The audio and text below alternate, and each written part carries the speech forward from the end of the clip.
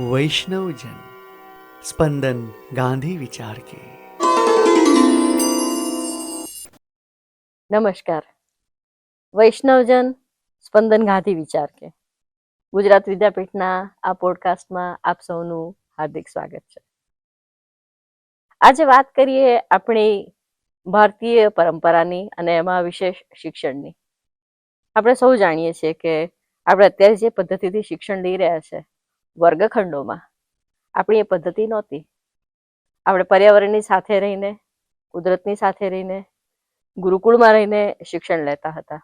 અને ગુરુકુળની શિક્ષણ પરંપરાઓ એટલે કે આપણી જે તે સમયની વિદ્યાપીઠો એ માત્ર શિક્ષણને પુસ્તકોથી કે ચોક્કસ જ્ઞાન મર્યાદાથી બાંધીને નહોતી રાખતી. ગુરુજીની સાથે પ્રવાસ કરવા, ગુરુ જ્યાં લઈ જાય ત્યાં ફરવું, હરવું અને શીખવું. એ કુદરત પાસેથી હોય, સમાજ પાસેથી હોય, લોકો પાસેથી હોય, સમુદાય પાસેથી હોય, જંગલો પાસેથી હોય, પર્વતો પાસેથી હોય, પણ આપણે શીખતા રહેતા હતા યાત્રાઓથી. ગુજરાત વિદ્યાપીઠમાં આ પરંપરા ઘણા વર્ષોથી ચાલે છે કે જ્યાં વિદ્યાર્થીઓ માત્ર વર્ગખંડોમાં નહીં પણ વિદ્યાપીઠની જે પ્રણાલી છે એ મુજબ ગામમાંથી, જંગલોમાંથી, પર્વતોમાંથી શીખે છે. અને એના માટે થઈને અમારો એક વિશેષ અનુક્રમ છે, એ છે અમારી પદયાત્રાઓ. ગુજરાત વિદ્યાપીઠમાં ઘણા વર્ષોથી પદયાત્રાની એક પરંપરા છે અને એ પરંપરામાં આ વર્ષે અમે કંઈક નવું કરવા વિચારી રહ્યા છે. અમારી આ વખતની પદયાત્રા છે એનો એક વિશેષ ઉપક્રમ છે સ્વાવલંબન. ગ્રામીણ વિસ્તારોમાં જઈને ગ્રામજનોને કહેવું કે તમે જે કોઈ પણ રીતે રહો છો એમાં સ્વાવલંબન કેવી રીતે લાવી શકો. અને ગુજરાત વિદ્યાપીઠના વિદ્યાર્થીઓ આ માટે દર વર્ષની જેમ પદયાત્રામાં જશે. આ વખતની અમારી ગ્રામ જીવન પદયાત્રા, એનો થીમ શું છે, કેવી રીતે કામ કરીશું અને એમાંથી અમે શું કામ કરવા માંગીએ છીએ, આ બધી વિગતો વિશે આપણને વધારે વિગતથી સમજાવશે પ્રોફેસર દીપુબા દેવડા. નમસ્તે બેન, સ્ટુડિયોમાં આપનું હાર્દિક સ્વાગત છે. નમસ્કાર. પ્રોફેસર દીપુબા દેવડા શિક્ષણ વિદ્યા શાખાના ડીન છે અને આ વિશેષ ઉપક્રમ એના એ અધ્યક્ષા છે. આપણે આ વિશે એમને જ પૂછીએ. દીપુબા, આ વર્ષનો આપણી ગ્રામ જીવન પદયાત્રાનો થીમ શું છે? પુનિતાબેન, આપ તો વિદ્યાપીઠના જ છો. આપે જે પ્રાસ્તાવિક કર્યું એમાં થોડો અંશ જે છે એ આપણી આ વખતની ગ્રામજીવન યાત્રાનો આપે આપી દીધો છે. પરંતુ ગુજરાત વિદ્યાપીઠ કક્ષાએ આજે ગ્રામજીવન યાત્રા 2025ના વર્ષમાં થઈ રહી છે. મને પ્રસન્નતા છે કે ગુજરાત વિદ્યાપીઠની સ્થાપના જે તે સમયની રાષ્ટ્રીય જરૂરિયાત અને એમાં કંઈક નવાચાર એ સંદર્ભમાં થયેલી. આજે સ્થાપનાને 100 વર્ષથી ઉપર થઈ ગયા છે, પરંતુ આપણે એ બધી બાબતોને છોડી જ નથી. હાલ પ્રવર્તમાન જીવાતા જીવનમાં આપણે કદી માત્ર 4 દિવાલો, આપણી યુનિવર્સિટીની દિવાલો પૂરતું, આપણા વિશ્વવિદ્યાલય ના પૂરતું, એટલે કે સિમેન્ટ કોન્ક્રીટની દિવાલો પૂરતું શિક્ષણ મર્યાદિત નથી રાખ્યું. આપણે જેટલું સૈદ્ધાંતિક શિક્ષણને મહત્વ છે એટલું જ આપણે જીવાતા લોકો વચ્ચે જઈ અને જે પ્રવર્તમાન જે સંબંધિત બાબતો છે ધબકતા જીવનની, એને ઉજાગર કરવાનો પ્રયત્ન થયો છે. આપણી ગ્રામ જીવન યાત્રા જે છે એ આને જ અનુલક્ષીને આપણું જે થીમ જે છે એના મુખ્ય 4 બિંદુ જે છે એ પહેલું તો જે છે એ સ્વદેશી. સ્વદેશીની વ્યાખ્યા જે તે સમયે હતી એના કરતા હાલની વ્યવસ્થાઓમાં મને લાગે છે કે એને ખાસ કરીને જે બૌદ્ધિક વર્ગ જે છે, બૌદ્ધિક વર્ગમાં આપણે એમ કહીએ કે શાળાઓ, મહાશાળાઓ, ખાસ કરીને ઉચ્ચ શિક્ષણના વિદ્યાર્થીઓ, અધ્યાપકશ્રીઓ, આચાર્યશ્રીઓ અને બીજા બુદ્ધિજીવીઓ કે જે કેટલીક બાબતો સાથે નિસ્બત રાખતા હોય, એને સ્વદેશીની વ્યાખ્યા જે છે એ આ પ્રવર્તમાન પરિસ્થિતિમાં નવેસરથી કરવી જોઈએ. આ વાત જે છે સૌથી પહેલા કોણ સમજે? તો સૌથી પહેલા જે યુવાનો આ દેશના જે છે અને વિદ્યાર્થીઓ છે એ સમજે. એટલે સ્વદેશી, એને એ બાબતનું આપણે થીમ જે છે લીધું છે. સ્વદેશી અને સ્વાવલંબન એક સિક્કાની 2 બાજુ જે છે. એટલે આપણે સ્વાવલંબિત આપણે થઈ થઈને બિલકુલ. આપણા દેશમાં જ ઉત્પન્ન થતી જે બધી વસ્તુઓ આપણે હમ. વાપરીએ હમ. અને આપણે બધાનું ઉત્પાદન કરીએ તો હમ. આપણે સ્વાવલંબિત બની શકીએ. બિલકુલ, એટલે બિલકુલ. સ્વદેશી સ્વાવલંબન હમ. અને ગુજરાત વિદ્યાપીઠને હમ. એના સ્નાતક સંઘ, સ્નાતક એટલે ગુજરાત વિદ્યાપીઠના 2025 પહેલા હમ. અમારા જે ભૂતપૂર્વ વિદ્યાર્થીઓ જે છે એ હમ. તમામ વિદ્યાર્થીઓ ઓકે. એનો સમાવેશ અમે સ્નાતકમાં કરીએ છીએ. અચ્છા. સ્નાતકનું ગુજરાતી માત્ર ગ્રેજ્યુએટ કેવું નથી. અચ્છા. ગુજરાત વિદ્યાપીઠના ગ્રેજ્યુએશનમાં, પોસ્ટ હમ. ગ્રેજ્યુએશનમાં કે પીએચડી હમ. કક્ષાએ હમ. જે પણ વિદ્યાર્થી ભણ્યા 2025 પહેલા હમ. એ અમારા સ્નાતકો છે. અચ્છા. અને અમારા એ સ્નાતક સંઘની જે તે સમયે સ્થાપિત થયેલો એને હમ. 100 વર્ષ પૂરા થાય છે. હમ. એટલે એને ધ્યાનમાં રાખીને અચ્છા. સ્નાતક જે છે એ પણ થીમનો અમારો એક મુખ્ય અંશ છે. અચ્છા. અને 150 વર્ષ હમ. ગુજરાતના આપણા સરદાર વલ્લભભાઈ અને પટેલના. જેના પ્રત્યે દેશ અને આખું મીન્સ વિશ્વ ગૌરવ લઈ શકે એવું વ્યક્તિત્વ સરદાર પટેલનું. હમ. એટલે સરદાર તો આ ગ્રામજીવન યાત્રા જે છે હમ. એનું આ મુખ્ય થીમ જે છે હમ. એ સ્નાતક, સ્વદેશી, હમ. સ્વાવલંબન હમ. અને સરદાર છે. અચ્છા. ખૂબ સુંદર થીમ છે મેડમ. પણ મારે એ પણ પૂછવું છે કે સ્નાતક શતાબ્દી સંગમ જે છે એને અને આપણી યાત્રા એના માટેનું શું આયોજન છે, એનો શું સંબંધ છે? આ ગ્રામજીવન યાત્રા જે છે હમ. એ અમે જે યોજી રહ્યા છીએ એના થીમ પ્રમાણે હમ. એમાં જે તે સમયે હમ. ગુજરાત વિદ્યાપીઠમાં સ્નાતક સંઘ રચાયો, હમ. બન્યો. હમ. એ બન્યો એના કોણ સભ્યો રહ્યા હમ. તો તે સમયના આચાર્યો હમ. અને વિદ્યાર્થીઓ કે જે વિદ્યાપીઠના 1925 ના વિદ્યાર્થીઓ હતા. હમ. 6 ડિસેમ્બર 2025 હવે છે પણ 6 ડિસેમ્બર 1925. 1925 હમ. તે સમયના આચાર્ય ગધવાણીજી હમ. અને તે સમય ભણતા વિદ્યાર્થીઓ જે છે હમ. હમ. કે જેને અમે સ્નાતક કહ્યા એ હમ. સમયે હમ. એમણે વિચાર્યું કે હમ. આપણે સંગઠિત થઈ અને ભવિષ્યમાં પણ હમ. આ જે વિચાર બળ છે એને આગળ લઈ જવું જોઈએ. હમ. એ સમયે જે તે સમયે રાષ્ટ્ર સામે હમ. જે પ્રવર્તમાન સમસ્યાઓ હતી અને દેશને સાચા અર્થમાં એના પ્રત્યે અભિમુખ કરવો હતો એ બાબતો હતી એ સ્વદેશી અને સ્વાવલંબનની. હમ. અમે આજે 100 વર્ષ પછી પણ હમ. દેશ આઝાદ થયો છે, સ્વરૂપ બદલાઈ ગયું છે, હમ. પરંતુ સ્વદેશી અને સ્વાવલંબનને અનુલક્ષીને હમ. એક વિશેષ સમજ હમ. આપણા હાલના જે વિદ્યાર્થી અમારા 2025 સુધીમાં ભણી ગયા છે હમ. એમને પ્રાપ્ત થાય અને હાલ જે અમારા વર્તમાન વિદ્યાર્થીઓ જે છે એ પણ સમજે અને આ બધાની સાથે જઈ અને આખા ગુજરાતમાં આ માહોલ જે છે ઊભો થાય એને ધ્યાનમાં રાખી અને અમે કરી છે. એટલે આ અમારા સ્નાતક સંઘ અને સ્નાતક શતાબ્દી અને ગ્રામજીવન યાત્રા જે છે એનો આ સંબંધ છે. એટલે મૂળમાં સ્નાતક સંઘ છે એની શતાબ્દી અને એને જ અમે આ 2025માં આ અમારું 6 ડિસેમ્બર અને 2025માં એ અમારું વર્ષ જે છે એ શતાબ્દી વર્ષ જે છે એને અનુલક્ષીને આપણે આ કામ કર્યું છે. એટલે ગ્રામજીવન આપણી યાત્રા 2025 અને સ્નાતક શતાબ્દી એ બંને પણ પરસ્પર સંપૂર્ણ રીતે પૂરક. અને આ વાત જે છે એ ભલે 1925ની ના સંદર્ભમાં સ્નાતકની જે તે સમયની જરૂરિયાત દેશ અને લોક શિક્ષણમાં લોકોને હતી એ જ મને લાગે છે કે પ્રવર્તમાન સંજોગોમાં પણ 2025માં એ વાસ્તવિકતા છે એ એટલી જ છે. એનો સંબંધ છે. બહુ સાચી વાત કહી મેમ આપે. મને એ પણ જાણવું છે કે આ જે આયોજન છે એમાં વિદ્યાર્થીઓને અને અધ્યાપકોને આપે કેવી રીતે સાંકળ્યા છે અને આખું જે પ્લાન છે એ કેવી રીતે અમલમાં આવશે? ગ્રામજીવન યાત્રા જે છે અને ખાસ કરીને આપની પ્રસ્તાવના પણ ઉલ્લેખ કર્યો પદયાત્રાઓ, એ ગુજરાત વિદ્યાપીઠના અધ્યાપકો અને વિદ્યાર્થીઓ માટે બહુ સહજ બાબત છે.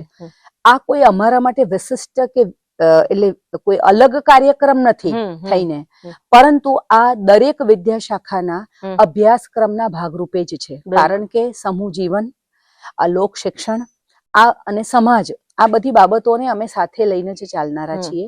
એટલે ગુજરાત વિદ્યાપીઠમાં હાલ જે વિદ્યાર્થીઓ ભણી રહ્યા છે એ વિદ્યાર્થીઓ બધા જ ગ્રામજીવન યાત્રામાં જોડાનાર છે.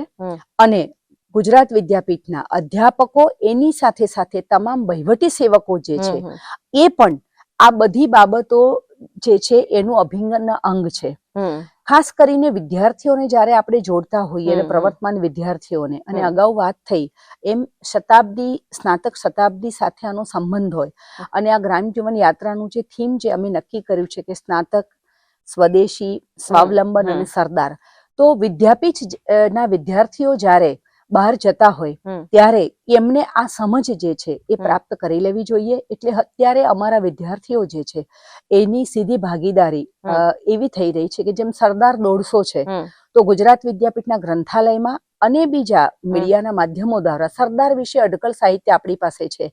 તો 150 નાની નાની સ્ટોરી અને આર્ટિકલ સરદારને ધ્યાનમાં રાખીને લગભગ અમારા વિદ્યાર્થીઓ બનાવી રહ્યા છે. હાલ એ છેલ્લા તબક્કામાં છે.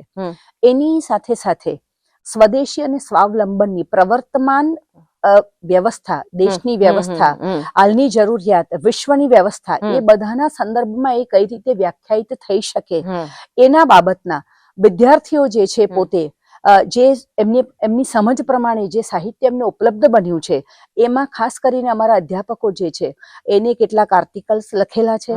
એ લોકો પોતપોતાની ટુકડીઓમાં અને પોતપોતાના વિભાગોમાં એમના પ્રાર્થના સંમેલનોમાં વિદ્યાર્થીઓને આ બાબતથી માહિતગાર કરી રહ્યા છે.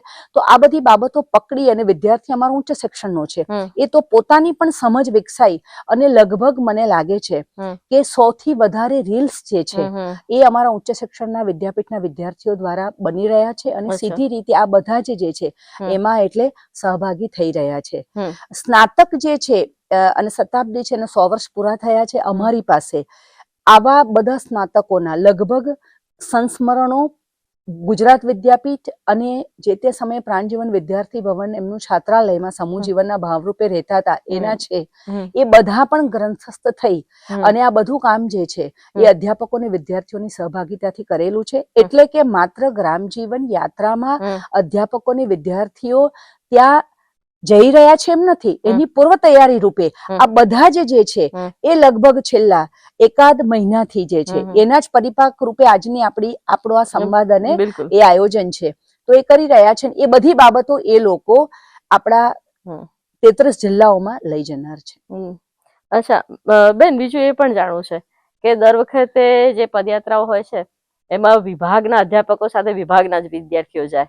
આ વખતે જે વ્યવસ્થા છે એ જુદી છે કે જેમાં અધ્યાપકો જે છે એ પણ જુદા જુદા જિલ્લાઓમાં છે અને વિદ્યાર્થીઓ છે એની પણ વ્યવસ્થા જુદી છે. તો જુદા પ્રકારની વ્યવસ્થા કેવી રીતે ગોઠવાઈ અને એના માટેનું કેવી રીતે તમે વિચારીને અમલમાં મૂક્યું, એ બહુ રસપ્રદ બાબત છે. મને લાગે છે કે સરસ, અને આમ જે કહેવાય ને કે કેન્દ્ર બિંદુ આપે આ પ્રશ્ન દ્વારા પકડવાનો પ્રયત્ન કર્યો છે.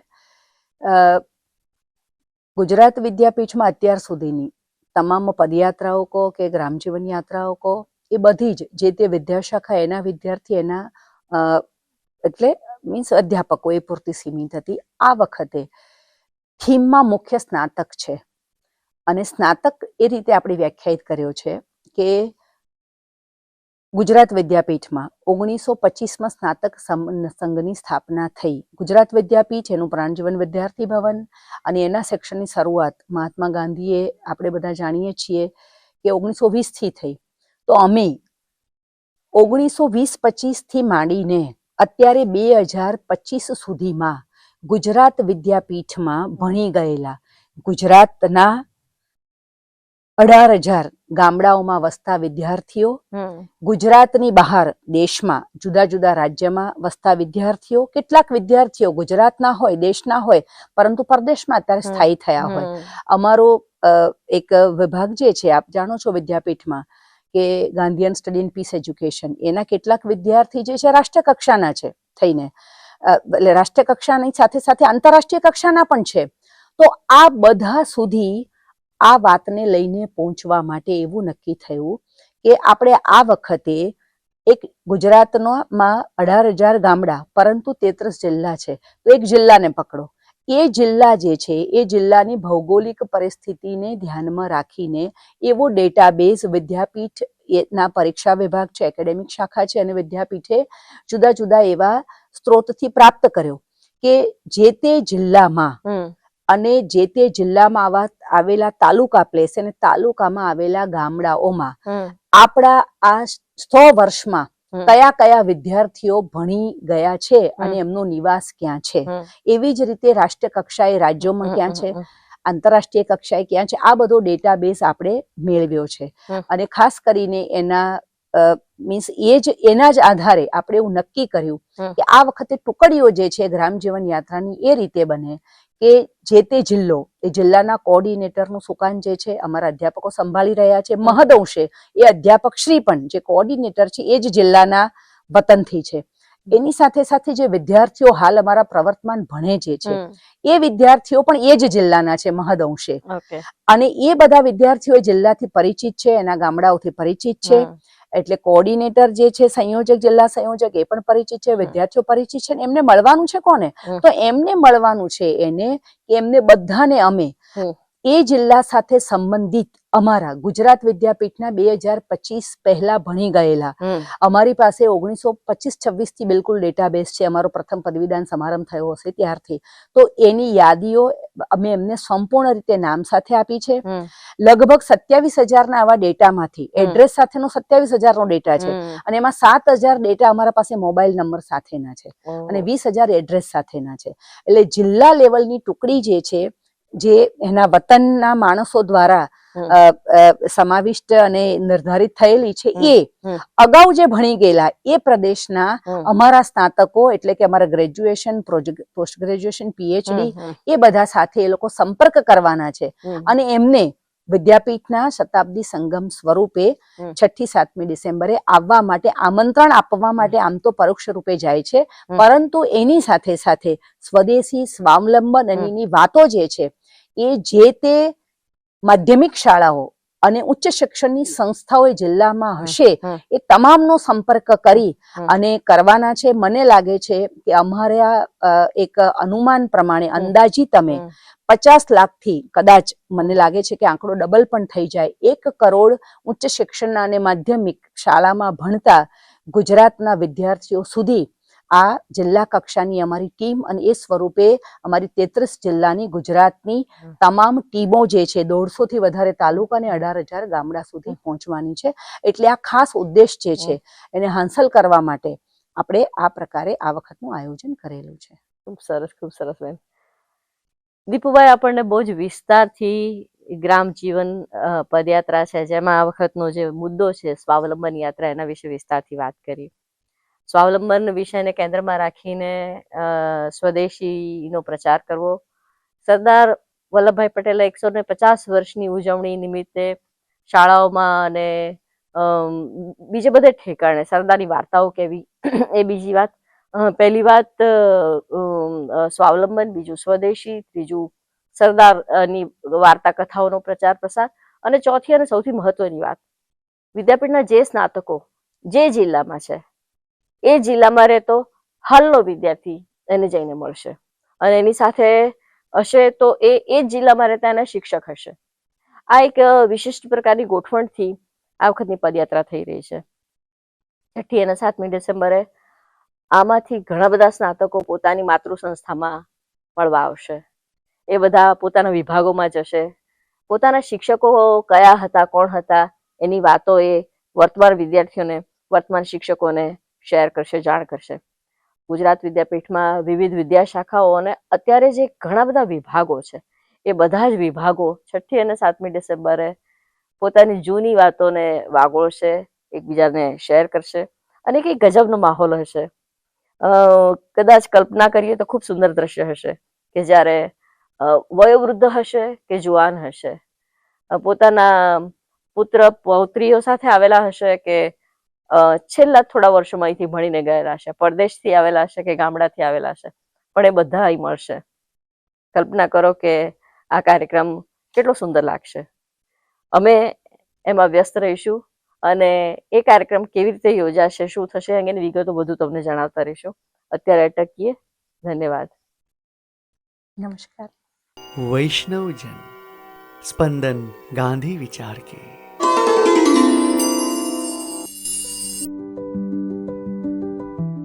ગુજરાત વિદ્યાપીઠનું વૈષ્ણવજન સ્પંદન ગાંધી વિચારના પોડકાસ્ટ વિવિધ ક્ષેત્રના તજજ્ઞો સાથે સાર્થક સંવાદ કરે છે.